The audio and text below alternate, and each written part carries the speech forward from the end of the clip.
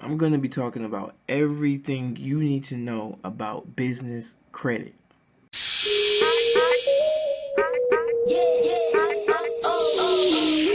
All right, what's going on, guys? We're going to be talking about business credit and why it is that you need it. Now, if you've been following me, you already know that I was talking about creating an LLC for your Amazon business. Now, this is taking it to the next level.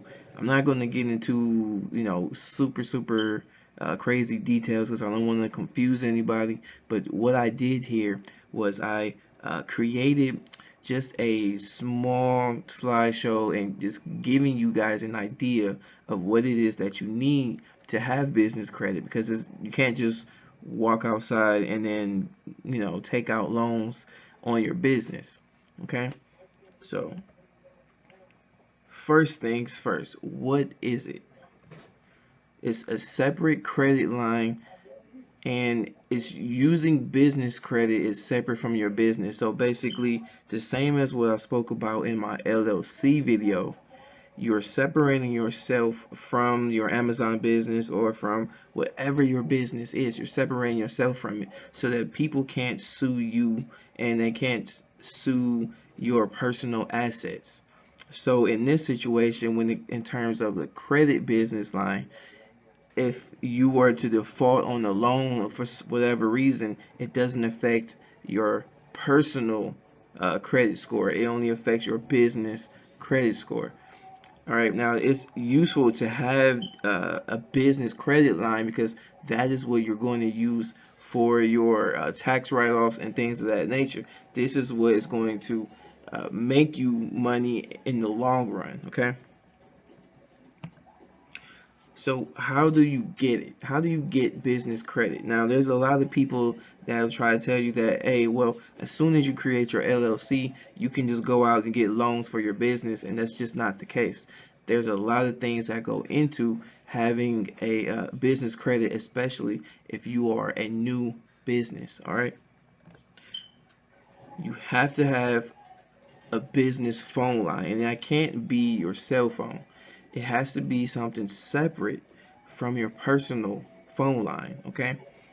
Now, you can use services like Google Voice has some, VoIP has some as well. So you can use those to actually, they can connect to your phone for the most part. These are things that you need to have. You have to set yourself up as a legitimate business here. So this is only, don't try to get a line of credit for your business if you're not taking the business seriously, because you're going to be checked. Basically, if you would try to apply for a loan for your business, you're going to get checked, and they're going to look and see, okay, well, does he have this, does he have that? They're going to try to make sure that you're a legitimate business and not just somebody trying to put a scam on them. So the number one thing that you have to have is a business phone line. And now you can have it set up so that all of your calls are forwarded to your cell phone, but you're going to have a separate number.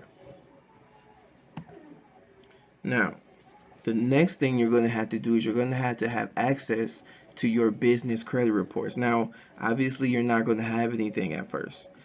And I believe it's about $50 a month or something like that to get those reports.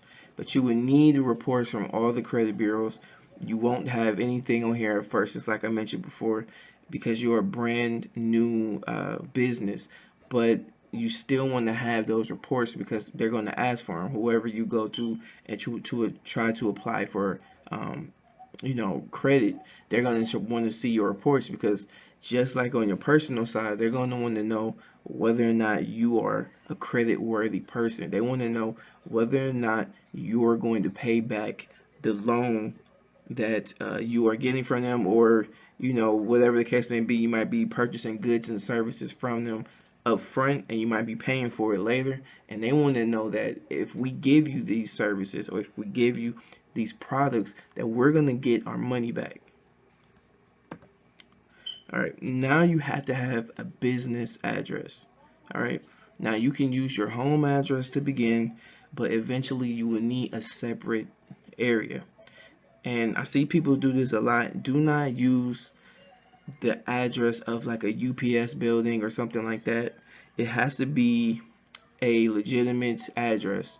You can use your home address at first, but eventually you're going to want to expand, and it's going to look better on you if you have a business address that's separate from your home address. Now, the one thing that you can do is you can use a virtual office. And what a virtual office is basically there's a lot of services, and the way it would work is you would purchase, and probably I think it's pay per month or per year, and you're purchasing an office from a company, but you're not actually going to be there. Basically, your mail will get forwarded to the virtual office's address, and you can have it forwarded to your house. So essentially, let's say if I purchase a virtual office from a company, I can actually go in there and see the office, and it's a actual office, but basically I'm having my mail for my business getting sent to this physical area, but I don't actually work out of the physical area. So hopefully that makes some sense. Now, you can also just purchase, your own office or something like that. There are a lot of companies that are offering uh, office space that you can go and purchase. So my advice is to just use a virtual office, especially if you're an Amazon seller, if you're any type of e-commerce seller. I would suggest setting up a virtual office. Now, the next thing is you have to have a 411 listing. And you can use a site like List Yourself, and you can use that site to create your listing. And it's important to have this before applying for any credit, because it was going to be checked. Just like I said before, whatever company you deal with in terms of credit, they're going to want to know your credit worthiness. They're going to want to know whether or not you're a legitimate business.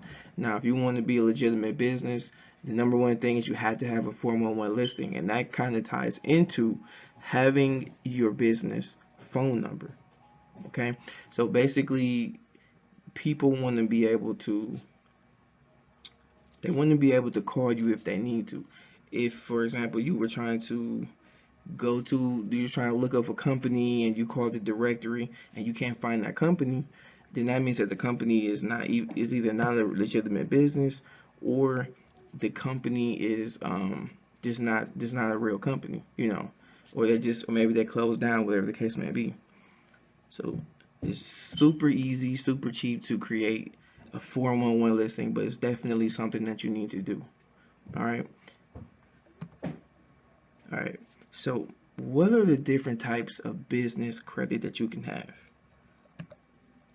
So we have revolving credit, and that kind of works similar to your personal credit, your basic type of credit where you pay back fees at the end of the month to establish credit. You'll probably start out with this to help you build.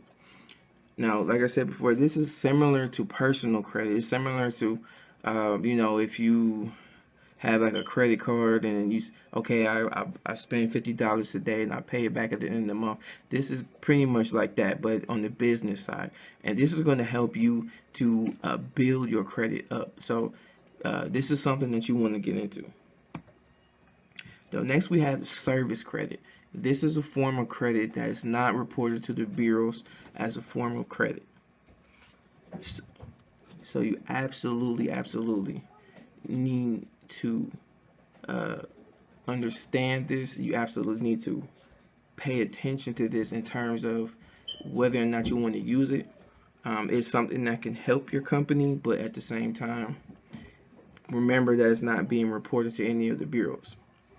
And it is where contracts are created with the service providers, and fees or payment for services is paid back at the end of the month. So it's similar to revolving credit, except for the fact that it's not getting reported, so it doesn't have any effect one way or the other. All right, so the next thing that we have is installment credit. And this is a lump sum that is borrowed from a service provider, and that is paid back monthly with interest.